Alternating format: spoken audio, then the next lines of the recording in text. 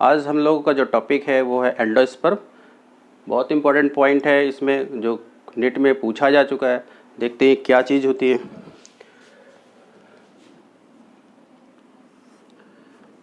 This is the triple fusion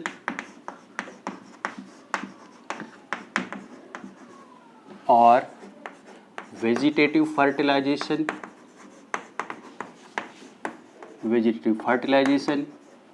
और fusion of second male gamete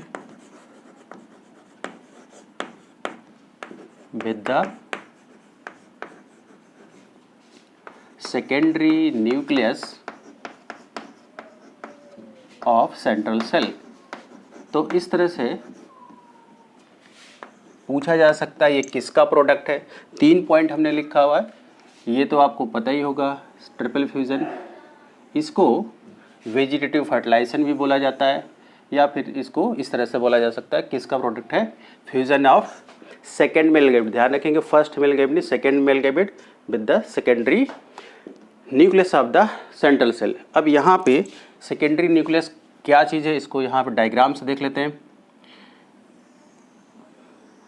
ये central cell जिसमें ये 2 पोलर न्यूक्लियाई है, फर्टिलाइजेशन के पहले ये फ्यूज हो जाएगा और इस तरह से 2 के बजाय 1 न्यूक्लियस हो जाएगा। इसी का नाम है सेकेंडरी न्यूक्लियस। सेकेंडरी न्यूक्लियस बोलिए या फिर डिफिनिट न्यूक्लियस बोलिए या डिप्लॉयड न्यूक्लियस बोलिए। अब इस वाले में सेकेंड मेल गैमीट जो पॉलन ट्यूब के अंदर होगा वो इस तरह से फ्यूज करेगा। यहाँ पर this is the first male gamete और यहाँ पे ये सेकेंड मेल गैमीट है। ये है सेकेंड मेल गैमीट। अब यहाँ पे जो लिखा है सेकेंड मेल गैमीट और ये सेकेंडरी न्यूक्लियस, तो आप देख पा रहे होंगे इसका और इसका जो फ्यूज़न है वो एंडोस्पर्म बोला जाएगा। एंडोस्पर्म। तो इस तरह से कॉन्सेप्ट समझ में आ गया होगा कि ये 3n होगा, क्योंकि यहाँ पर ये कैसा हो गया था 2n, एक इसके पास है तो इसकी प्लॉइडी हो जाएगी 3n। ठीक। अब यहाँ पर ये जो सेकेंडरी न्यूक्लियस था ये एक्चुअली में होता कैसे है, central cell after triple fusion form the PEC का नाम आपको पता ही होगा क्या है, प्राइमरी एंडोस्पर्म सेल। अब ये डिवाइड करेगा रिपीटेडली और बना देगा इसके टिश्यू को। तो यहाँ पर लिखेंगे divides repeatedly and form the triploid endospermic tissue. अब इस टिश्यू के जो भी सेल्स हैं यहाँ पर लिखेंगे cells of this tissue filled with reserved food material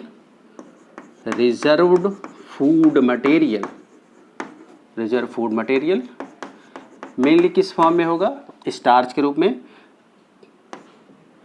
in form of starch, but little bit oil and carbohydrate also present. ये भी थोड़ा बहुत होगा ही। अब ये किसके लिए होता है, ये फूड यहाँ पे क्यों स्टोर्ड है, तो लिखेंगे this is for developing embryo जो एम्ब्रियो डेवलप हो रहा था उसको ये फूड प्रोवाइड करता है। एक्चुअली में ये जो एंडोस्पर्म का फॉर्मेशन यहाँ आप देख रहे हैं ये एम्ब्रियो के पहले बन जाता है, जो कि गारंटी होती है कि उसको न्यूट्रिशन दे सके। तो यहाँ पर इस पॉइंट को भी मेंशन कर दे रहे हैं।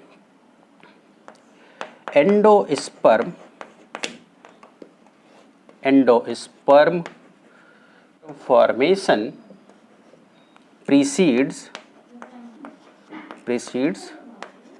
Embryo formation. इसका मतलब यही है कि एम्ब्रियो का फॉर्मेशन बाद में होगा, एंडोस्पर्म का फॉर्मेशन पहले होगा। इससे फ़ायदा क्या है? This is an adaptation. This is an adaptation to provide assured nutrition. Assured का मतलब guarantee, assured nutrition to the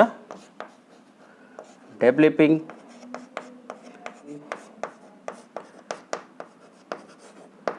embryo and seedling. तो इस तरह का पॉइंट आपको यहाँ पे समझना है।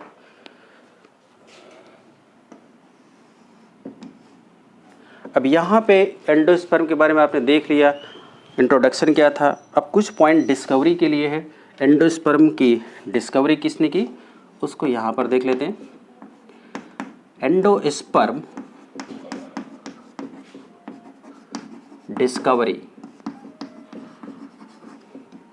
जिसका नाम आता है, हालांकि क्वेश्चन कम पूछा गया लेकिन आपको ऐसे ही बता दिया, हो सकता है कुछ गारंटी नहीं।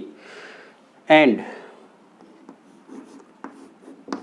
लामोनियर, एक साइंटिस्ट हैं Lemonnier, called endosperm as second embryo. यहाँ पे इन्होंने इसको सेकेंड एम्ब्रियो बोला। तो सेकेंड एम्ब्रियो अगर पूछा जाता क्वेश्चन तो किसके लिए होगा, तो यहाँ पर आंसर है एंडोस्पर्म ही। तो ये हुआ इंट्रोडक्शन का पॉइंट। अब सिमिलरली इसके बाद हम लोगों ने क्या देखना है, types of endosperm. Types of endosperm में सबसे पहला टाइप है free nuclear endosperm. It is also known as primitive type and it is the most common type also. इसके डायग्राम से इसको समझा जा सकता है। अगर ये एंडोस्पर्म है तो डिवाइड होगा, यहाँ पे बहुत सारे न्यूक्लियस बन जाएगा। तो कैसे डिवाइड होगा, पेन डिवाइड सक्सेसिवली, यानी कि एक के बाद एक डिवाइड करेगा। And for many nuclei which are not surrounded by, यहाँ पे कौन सा पॉइंट इंपॉर्टेंट है, not surrounded by wall formation, यानी कि इसके चारों ओर सेल वॉल का डेवलपमेंट नहीं होगा। तो बहुत सारे न्यूक्लियस हो जाएगा। इसको और कैसे समझा सकता है, that is first and subsequent division of nucleus is not followed by the wall formation। अगर wall formation नहीं लिखा होगा तो फिर इसको कैसे लिखा जा सकता है क्वेश्चन में, साइटोकाइनेसिस, यानी कि साइटोकाइनेसिस नहीं होगा। तो दोनों तरह से आप इसको देखेंगे। लेकिन ये जो फ्री न्यूक्लियर है बाद में क्या हो सकता है, सेलुलर फॉर्म में हो सकता है। आप ऐसे बोल सकते हैं कि चाहे ये हो, बाद में अल्टीमेटली सब सेलुलर हो जाते हैं। अब यहाँ पे देखिए ये जो फ्री न्यूक्लियर क्या लिखा, later on free nuclear endosperm becomes cellular and before cellularisation the number of nuclei very greatly, यानी कि संख्या इसकी बहुत ज़्यादा हो सकती है। ये करेक्ट और इनकरेक्ट के लिए बहुत इंपॉर्टेंट पॉइंट है। अगर एग्जाम्पल की बात करें तो एग्जाम्पल में डाइकॉट के जो पॉलीपेटैली वाले ग्रुप है, यानी कि इसमें पेटल्स क्या होंगे, फ्री होंगे, फ्यूज नहीं होंगे। अब इसमें फैमिली के हिसाब से भी आपको एग्जाम्पल याद रखा, मालवेसी हो सकता है, जैसे चाइना रोज की फैमिली है, जगलैंडेसी, वॉलनट की फैमिली है, पेपिलिनेसी, आपको पता ही है, फैबेसी। इसके एग्जाम्पल में कोकोनट का बहुत इंपॉर्टेंट एग्जाम्पल आपको ध्यान रखना है। कोकोनट का पोर्शन दो तरह से आपको ध्यान देना है, या ऐसे बोल सकते कोकोनट ऐसा है जिसमें दोनों तरह का एंडोस्पर्म पाया जाता है। पहले तो फ्री न्यूक्लियर रहता है, बाद में सेलुलर हो जाता है। अब बाहर वाला पोर्शन जो वाइट पोर्शन जिसको हम लोग खाते हैं, this is the coconut meal also known as kernel. देखो यहाँ पे क्या लिखा है, सेलुलर फॉर्म ऑफ एंडोस्पर्म। लेकिन ये जो इसमें लिक्विड जो नारियल पानी, टेंडर कोकोनट में पूरा ही नारियल पानी रहता है, लेकिन कभी कभी थोड़ा सा बीच में बचता है, और ये बाहर वाला पोर्शन क्या हो जाएगा, जिसको हम लोग गरी बोलते हैं।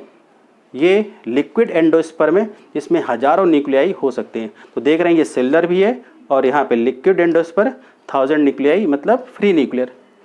इसके बाद जो हम लोगों का टाइप है वो है सेलुलर एंडोस्पर्म। सेलुलर एंडोस्पर्म को डायग्राम से अगर देखें तो यहाँ पे देखिए 2 न्यूक्लियाई बना, दोनों के बीच में सेल वॉल बन गया। First and subsequent division of nucleus is followed by wall formation immediately, यानी कि तुरंत ही सेल वॉल बन जाता है।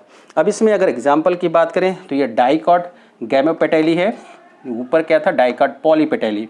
इसको याद रखने का तरीका है, जैसे डीएनए में सी के साथ क्या कंबाइन करता है, जी साइटोसिन गुआसिन, तो यहाँ पर आप इसको याद रख सकते हैं सी और ये जी, जिससे ये वाला जो है कंफ्यूज नहीं होगा आपको कि इसमें गैमेपेटेली है कि इसमें गैमेपेटेली है।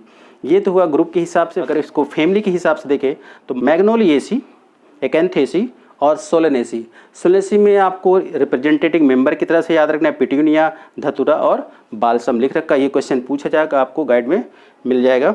अब यहाँ पे इस वाले एंडोस्पर्म को सबसे एडवांस बोला गया है, ये प्रिमिटिव था।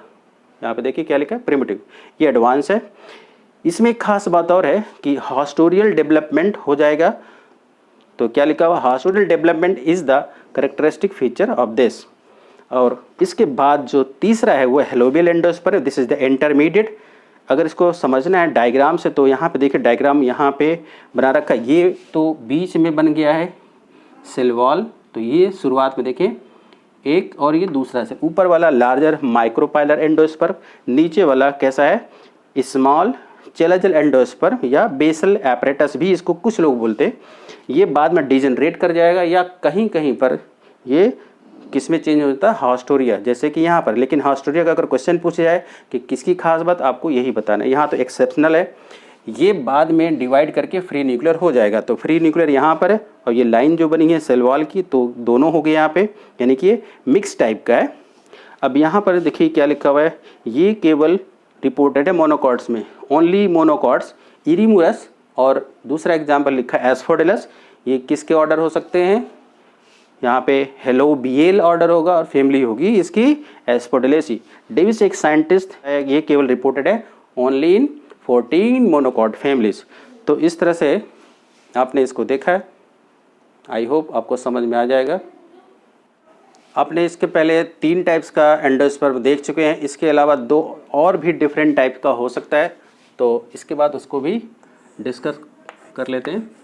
अदर टाइप्स ऑफ एंडोस्पर्म, ये भी इम्पोर्टेंट पॉइंट है। वैसे तो एनसीईआरटी में नहीं दिया, लेकिन ये क्वेश्चन पूछा ही जाता है। अदर टाइप्स में हम यहाँ पे 2 टाइप्स का डिस्क्रिप्शन करेंगे। पहले टाइप को बोलेंगे mosaic endosperm, mosaic endosperm.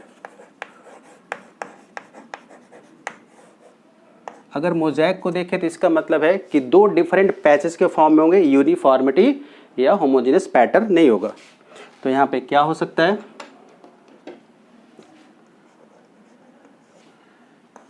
Some part of endosperm, कैसे होगा, सुगरी, यानी कि उसमें सुगर भरा होगा न्यूट्रिएंट के फॉर्म में, and other part of endosperm, ये कैसा होगा, ये होगा स्टार्ची, यानी कि ऊपर वाले में क्या भरा है, शुगर, ये है स्टार्च। स्टार्च को आप ऐसे लिखेंगे तो आपको ज़्यादा समझ में आ जाएगा, नॉन शुगरी, क्योंकि स्टार्च क्या होता है, नॉन शुगर। ये तो हमने देखा न्यूट्रिएंट के हिसाब से। अगर इसको कलर के हिसाब से देखें तो कलर भी यहाँ पर 2 अलग अलग हो सकता है। कुछ पोर्शन में सम पार्ट जो होगा एंडोस्पर्म का वो होगा रेड कलर का, और जो दूसरा पार्ट होगा वो वाइट कलर का होगा, यहाँ पे इस तरह से वाइट। तो देख रहे हैं 2 डिफरेंट पैचेज है, यहाँ पे कलर के हिसाब से और यहाँ पे फूड के नेचर के हिसाब से। तो इसको आप कैसे समझ सकते हैं, that is there is no there is no homogenous pattern, एक जैसा पैटर्न आपको नहीं मिलेगा। और endosperm found in form of patches, patches के रूप में होगा।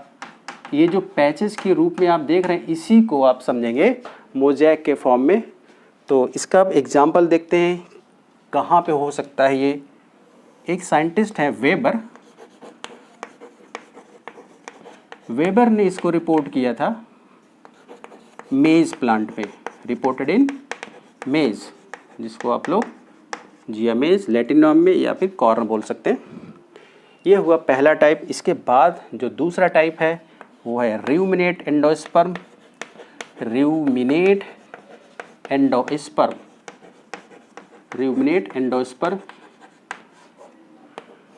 इसको डायग्राम से बनाएंगे तब ज़्यादा समझ में आ जाएगा। अगर हम कहते हैं दिस इज़ द एरेका कैटचू, सुपारी जिसको बोलते हैं, आपने देखा उसमें इस तरह से बहुत सारे अनइवन सरफेस होते हैं। ये दिस इज द अनइवन, या आप इसको बोल सकते हैं इर्रेगुलर पैचेज। और ये किसका हमने डायग्राम बनाया है? एरेका कैटचू, पान की सुपारी भी जो खाते हैं, ठीक। तो ये क्यों ऐसा हो जाता है? रूमिनेट का मतलब ही होता है जिसको चबा करके क्या कर दिया, सरफेस अनइवन। जैसे कोई चीज़ होती है, मान लिया आपने खाया एप्पल को, तो उसको चबाया तो उसका सरफेस कैसा हो जाएगा, अनइवन। तो यहाँ पर वही चीज़ समझेंगे, अनइवन हो गया या इर्रेगुलर हो गया। देखते हैं क्या है यहाँ पर। सरफेस बिकम्स इर्रेगुलर, या इसको अनइवन लिखा जा सकता है। अब ये होता किसकी वजह से? Which is due to in growth, या फिर ये वर्ड यूज होगा in folding of seed coat. Seed coat अंदर की ओर घुस जाता है तो फिर कैसा हो जाएगा, सरफेस टेढ़ा मेढ़ा हो ही जाएगा, इसलिए इसको बोला गया रूमिनेट। सबसे कॉमन एग्जाम्पल है ये।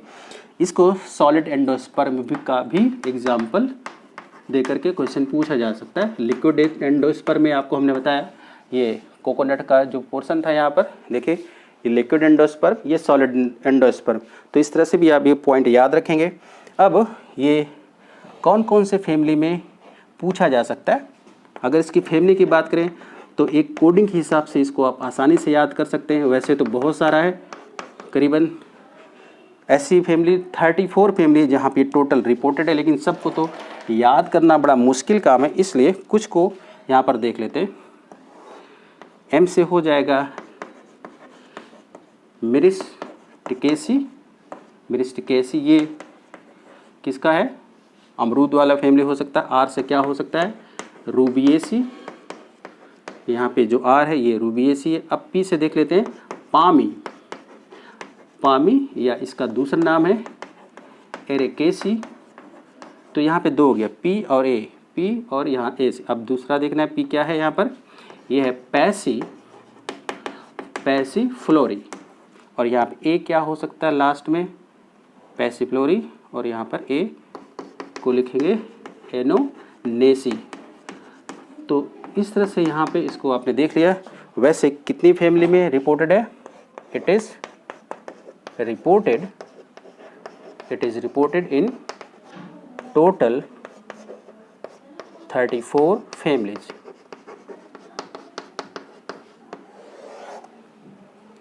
तो इस तरह से आपने दो एक्स्ट्रा भी देख लिया, 3 मेन टाइप्स का देखा, 2 एक्स्ट्रा टाइप का, ये मोज़ेक और रूमिनेट एंडोस्पर्म देखिए।